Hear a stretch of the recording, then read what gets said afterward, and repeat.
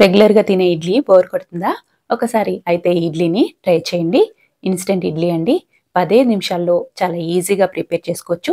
అలాగే ఇంట్లో అందరికీ తప్పకుండా నచ్చుతాయి. ఈ ఇడ్లీ టేస్ట్‌తో పాటు హెల్తీ కూడా. వేడివేడిగా సర్వ్ చేసుకున్నారంటే చాలా బావుంటాయి. ఇడ్లీ తినను అనేవాళ్ళు కూడా ఒకటి ఎక్స్‌ట్రానే తింటారు.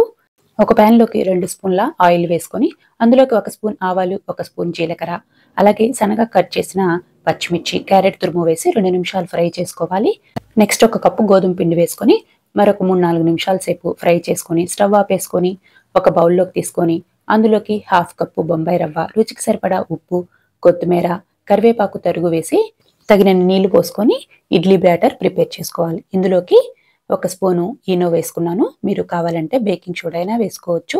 దీన్ని మరొకసారి కలిపి 10 నిమిషాలు నానబెట్టుకొని, నెయ్యి రాసుకున్న ఇడ్లీ ప్లేట్‌లోకి వేసుకొని 10 నిమిషాల సేపు మీడియం ఫ్లేమ్ మీద ఉడికించుకోవాలి.